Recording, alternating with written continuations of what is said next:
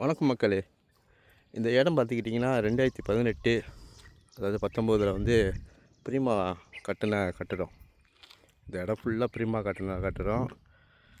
இதில் வந்து வீடு கட்டும் போதே வீடு விற்று முடிச்சிட்டாங்க.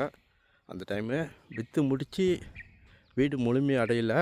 ஆனால் வீட்டுக்கு இந்த சைட்டு ஆடும் வரல, அப்படியே எல்லாம் நின்றுச்சு. அவங்களோட லோனெல்லாம் என்ன ஆச்சுன்னு எனக்கும்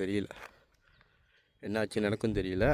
அதுக்கப்புறம் ஒரு 5-6 வருஷம் கேப்பில் பார்த்திங்கன்னா இன்னொரு கம்பெனி எடுத்து நாங்கள் விற்று கொடுக்குறோம், இந்த கட்டடத்தெல்லாம் நாங்கள் சரி பார்த்து கொடுக்குறோன்னு சொல்லிட்டு, ஏற்கனவே பழைய வீடு தான் இது, புதுசாக செஞ்சு கொடுக்குறோன்னு சொல்லி எல்லாத்துக்கும் நம்பிக்கை வளர்த்து அந்த கம்பெனி கீழே புரோக்கர்ஸ்லாம் கொண்டு வந்து இந்த வீடெல்லாம் நாங்கள் முழுமைப்படுத்துகிறோன்ட்டு. ஆனால் புரோக்கர்லாம் இந்த வீடு ஃபுல்லாக எல்லாம் விற்று முடித்ததுக்கப்புறம் என்ன நடந்துச்சுனாக்கா, ஒவ்வொருத்துக்கும் ஒவ்வொரு பேங்கில் மலேசியா ஃபுல்லாக லோன் கிடைக்கும். எல்லாத்துக்கும் கிடச்சிச்சு. எல்லோரும் வாங்கி காசும் கட்ட ஆரம்பிச்சிட்டாங்க. அந்த கேப்பில் பார்த்திங்கனாக்கா இந்த வீடு செய்யவே இல்லை, ஒன்றுமே செய்யலை. ஏன்னா நான் எப்படி சொல்கிறேன்னா, நான் இந்த தாமலில் தான் இருக்கேன். அதை பாருங்கள், மின்னுக்கு அந்த கேட்டு தெரியுதாங்க. இது யாக்கி மஸ்ரா. இந்த தாமலில் தான் நானும் இருக்கேன். டெய்லி பார்ப்பேன், ஏதாவது செய்கிறாங்களான்னு தெரியுதா. மோட்டர் வெளியே இருக்குது, அங்கே ஒரு கேட்டு. அந்த இடத்துல தான் காட்டுக்காரங்க உட்காந்துருப்பாங்க காவலுக்கு. ஓகே, இந்த பாதையில் போகும்போது நான் டெய்லி பார்ப்பேன். வீடு எதுவுமே செய்யவே இல்லை. ஆனால் பேங்க் என்ன பண்ணிடுச்சு, இந்த டெவலப்பருக்கு காசு வெளியாக்கியிருக்காங்க. எவ்வளோ வெளியாக்கியிருக்காங்கனாக்கா, ஒவ்வொருத்தவங்களுக்கும் ஒவ்வொரு இதில் வெளியாக்கிறாங்க. 1 லட்சம் சொல்லி கூட வெளியாக்கிறாங்க. ஏன்னா டெவலப்பர் போய் சொல்கிறதெல்லாம் பேங்க் அவங்களோட ஆளை அனுப்பி விசாரிக்கிறாங்களா எதுவும் தெரியல. இப்படியே போயிடுச்சு. எக்ரிமெண்ட் இந்த வருஷம் 2ஆம் மாதம் வரை முடிஞ்சு. என்ன கதனே ஒன்றும் தெரியல. ஒரு சிலர் மத காசு போட்டிருக்காங்க, இன்னும் ஒரு சிலர் ஃபுல் லோன் எடுத்திருக்காங்க. இந்த மாதிரி பல பாதிப்பு இருக்குது இந்த வீட்டில். இந்த இடத்துக்கு என்ன பதிலுன்னு தெரியல.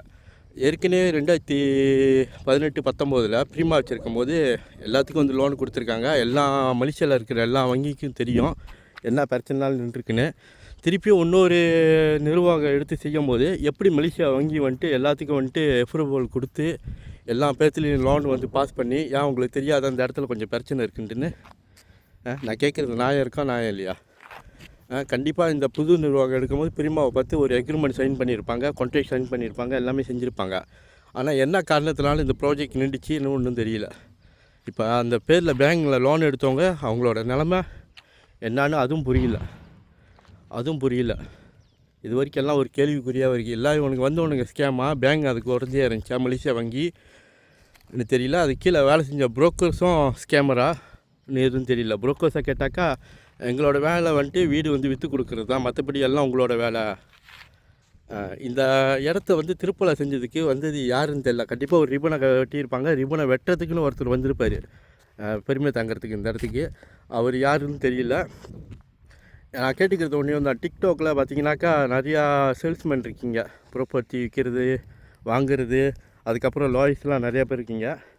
இந்த மாதிரி ஸ்கேமர்ஸ்லேருந்து தப்பிக்கிறதுக்கு ஏதாவது வழி இருக்கா? பேங்கில் நாங்கள் சைன் பண்ண பாவத்துக்கு நாங்கள் காசு கட்ட வேண்டிய ஒரு நிலைமைக்கு ஆளாகிட்டுருக்கோம். இதுலேருந்து வெளியாகிறதுக்கு ஏதாச்சும் வழி இருக்கா? நீங்கள் ப்ராப்பர்ட்டி ஏஜென்ட் 100 வழி கட்டினா போதும், இங்கே இன்வெஸ்ட் பண்ணலாம், இங்கே வீடு வாங்கலாம், அப்படி இப்படின்றீங்க. உங்கள்கிட்ட ஏதாச்சும் ஒரு வழிமுறை இருக்கா? இந்த மாதிரி இந்த ஸ்கேமர்ட்டேருந்து நாங்கள் பேங்க்கிட்டேருந்து வாங்கின கடனை ரத்து செஞ்சு வெளியாகிறதுக்கு. இல்லை அந்த ஏஜென்ட்டோட பேர், அந்த புதுசாக அந்த கம்பெனியோட பேர் எனக்கு சரியாக தெரியலங்க. நான் அடுத்த வீடியோவில் சேர்த்து போடுறேன். ஆனால் இந்த மாதிரி ஒரு சிக்கலில் மாட்டிக்கிட்டால் வெளியாகிறதுக்கு எங்களுக்கு வாய்ப்பு இருக்கா?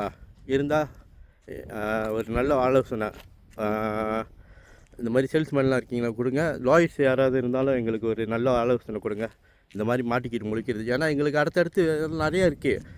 இதில் நாங்கள் பிளாக்லிஸ்ட் ஆகி நின்றுட்டுமாக்கா, நாங்கள் அடுத்தது எப்படி வீடு வாங்குறது, அடுத்து காடி வாங்குறது, இன்னும் எவ்வளோ இதெல்லாம் இருக்குது. பேங்க் வங்கியை தான் நாடி போய் அவனை மலேசியாவில் இருக்கிறதுக்கு. இந்த மாதிரி ஒரு ஸ்கேமர்கிட்ட மாட்டிக்கிட்டால் நாங்கள் எப்படி மீண்டு வர்றது வெளியே? நீங்களே பாருங்கள், இடத்த பாருங்கள் எப்படி இருக்குன்னு. ஏதாச்சும் ஒரு நல்ல வழி இருந்தால் சொல்லுங்கள். நன்றி, வணக்கம்.